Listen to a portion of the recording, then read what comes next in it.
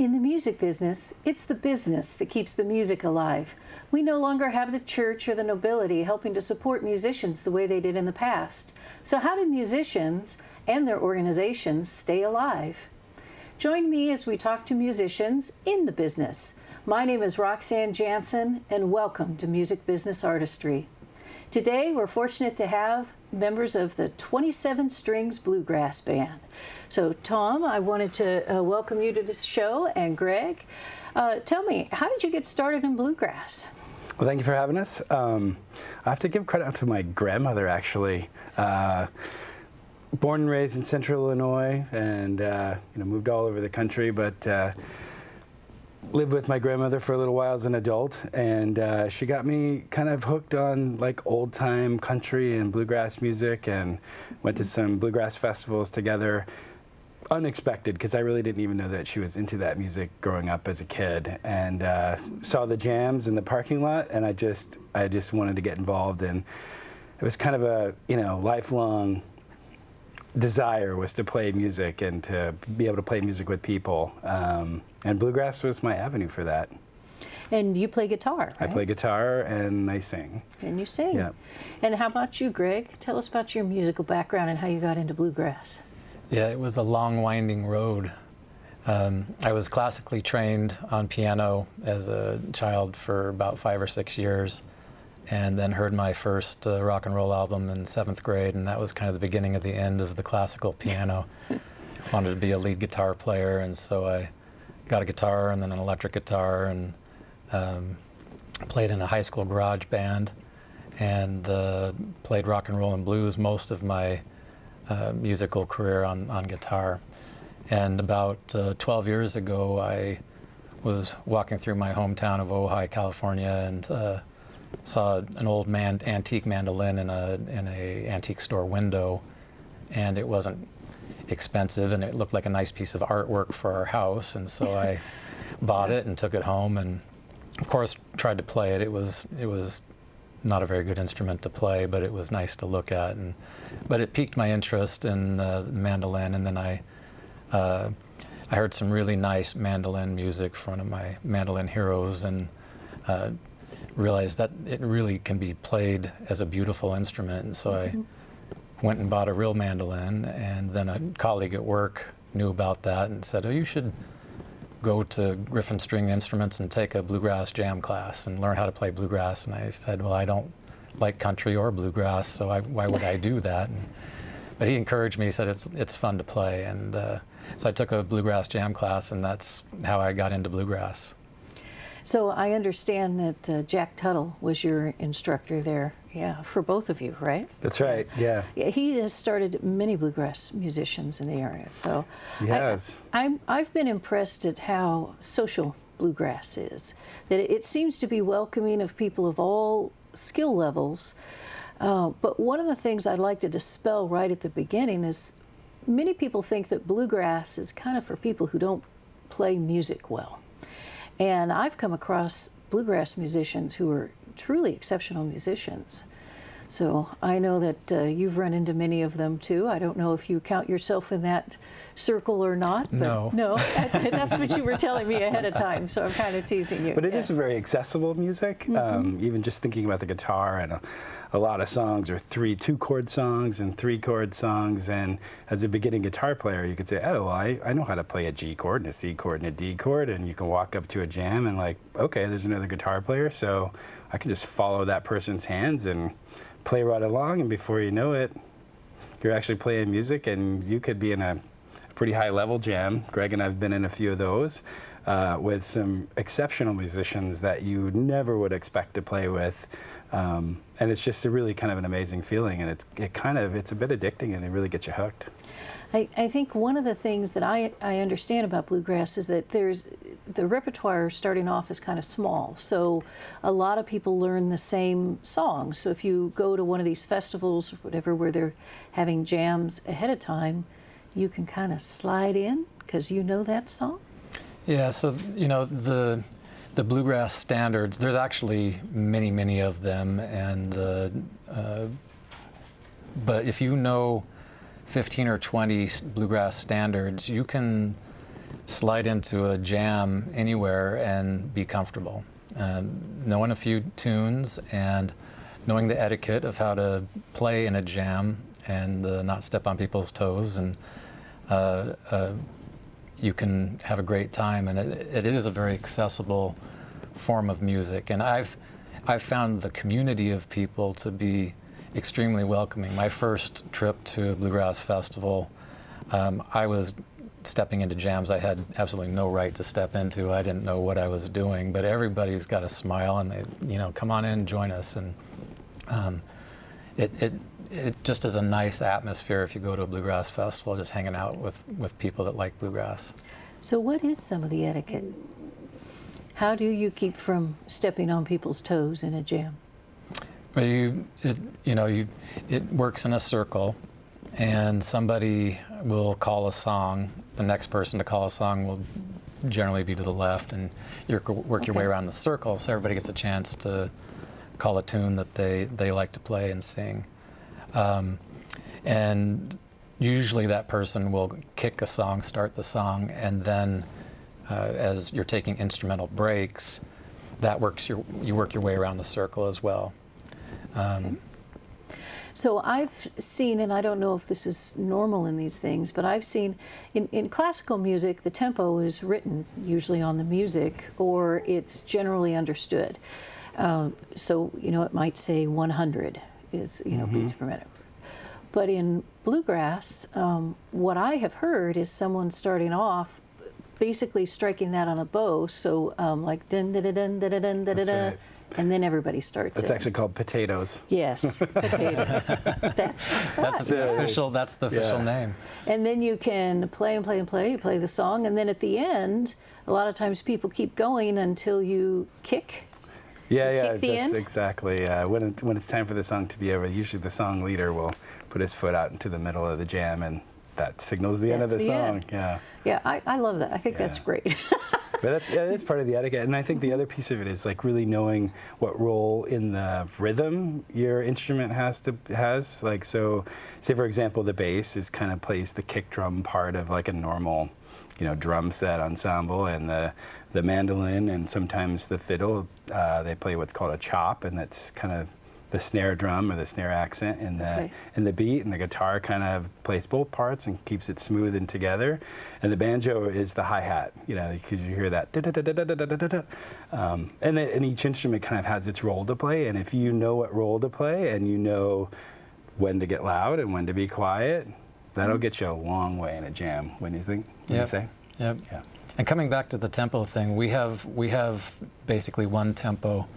It's just as fast as you can play. That's what's fast as you can. If we had written music, that's what it would say across the top there. Yeah. There's a few slow, a few slow songs. Yeah. Kind of there's kind of a ballad once in a while. Once in a while. Yeah. But sort of like the palate refresh. Yes. Yes. Exactly. So I've been to bluegrass concerts and festivals. I have to say that the favorite one that I used to go to served pie all the time.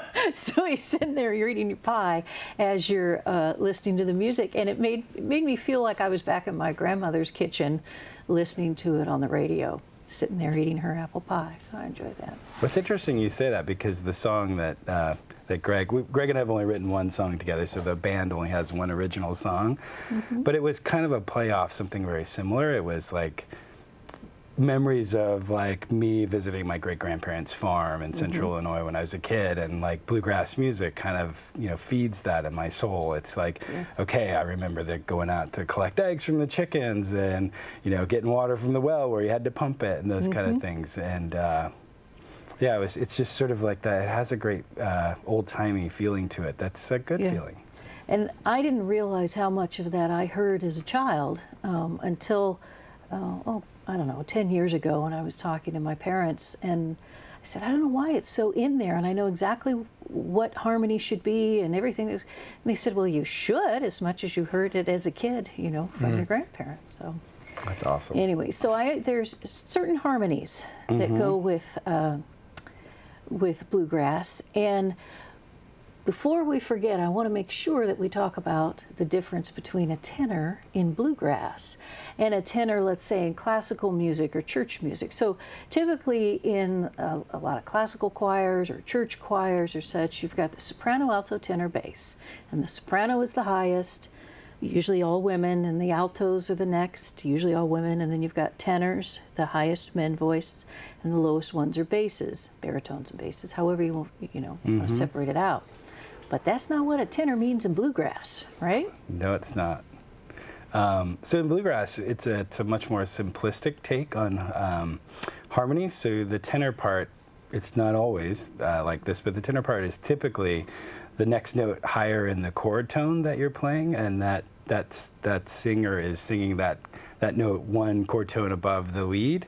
And then we have the baritone part, which is one chord tone below the note that the lead singer is singing, which I think gets a little confusing. My oldest son's in choir, and he's a tenor and sometimes a bass, and I'm like, it's very different, Yeah. And they a lot of times sing a baritone part or a bass part, where in bluegrass it can get, I guess, a little bit confusing. The standard stack is you've got your melody line and the tenor singing, generally speaking, the third above of the triad, and the baritone singer singing below the melody line, singing a fifth. And that's a typical stack that we do, and you'll hear most of the time in bluegrass music.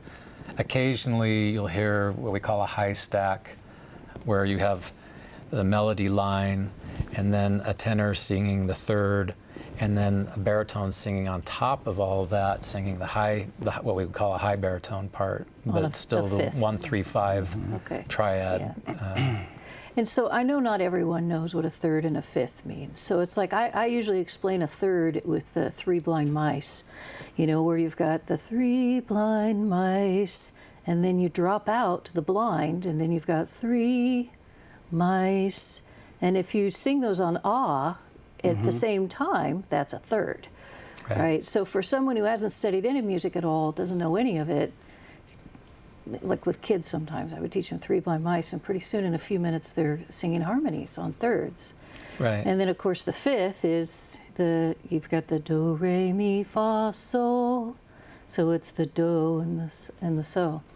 So typically, but one of the funniest things I ever saw, and she's going to kill me if she sees this show, but one of the funniest things I ever saw was someone who was classically trained and had never heard bluegrass, because she's not from the United States, had never heard bluegrass, but boy does she know her classical music, trying to talk to someone who was playing bluegrass but had never learned any music theory terms at all, and talk about two different languages and trying to communicate. It was pretty funny. Yeah, but, so the interesting thing, for me, having had a classical background where you open up your Mozart and every note is scripted. It's when to play it, how hard to play it, what tempo to play it. And in bluegrass, very, very little music is written down. It's all passed on by ear. It's part of what makes bluegrass accessible to folks. You don't need to have music theory. You didn't need to take piano lessons or violin lessons classically to be able to play bluegrass. It's an easy way to get into music, actually. And then you can grow and grow and grow in that. So one of the best fiddle players I ever heard, one of the best violinists I've ever heard, was a bluegrass fiddle player. And I was shocked, because I've heard some great violinists in the world, and he started playing and I just couldn't believe it.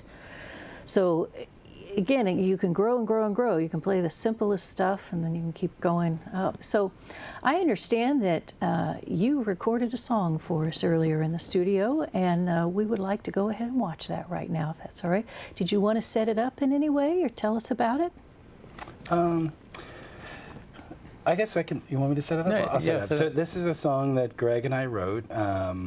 It was a few years back. We were at a bluegrass festival, and we were, I think, having a beer, and we said, "Hey, let's go write a song." And we sequestered ourselves away under a pine tree, and we started writing down lyrics. And I think I said this a little bit earlier, I wanted to kind of bring back some of the childhood memories I had of like visiting my grandparents' house and their farm out in the country, and I just started telling Greg the story about like this is what the atmosphere was, this is what it was like, and the two of us just started putting words to it, and it became a tune, and we play it at all of our shows because it's the only original song that 27 Strings plays. It's called My Dear Old Country Home. All right, well, let's take a look.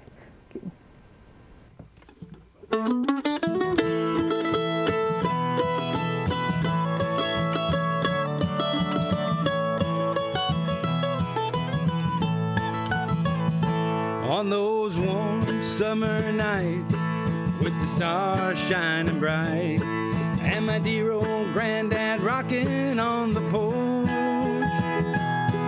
that little country farmhouse in the middle of the corn, it's what my mind sees when I'm coming home.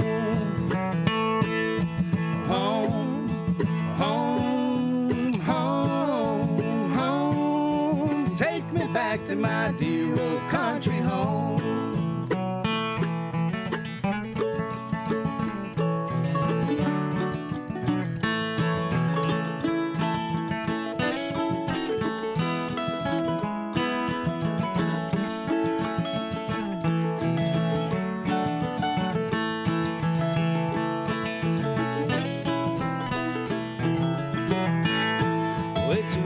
Spent my summers when I was just a boy, a city kid just trying to find my way,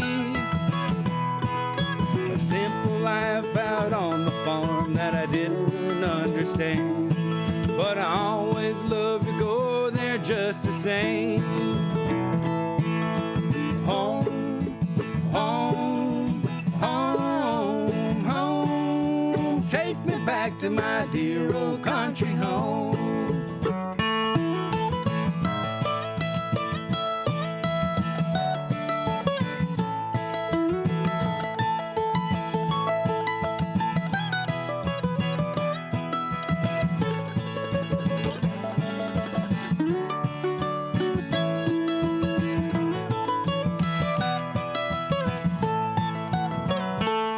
As I head home from my workday with a briefcase in my hand and so many heavy burdens on my mind, and I think about my own home and my family waiting there, and all my worldly worries disappear. Home, home, home, home. Take me back to my dear old country home. Home, home, home, home. Take me back to my dear old country home.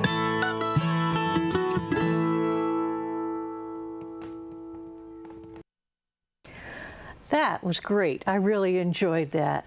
And you're both singing into the same microphone. So does that make it easier for you to harmonize? It does, because we can really kind of hear each other's tone, right? So we can hear each other's note, and we can not only match the harmony, the pitch of the harmony note, but we can also try to match each other's phrasing and like shape of the mouth and that kind of thing. The color and all that. Yeah.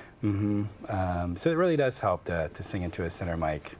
So which one of you wrote the words? Which one of you wrote the music? Or the words mostly came from Tom because it was his childhood story. It's a true story. So I think you wrote the hook though, the home.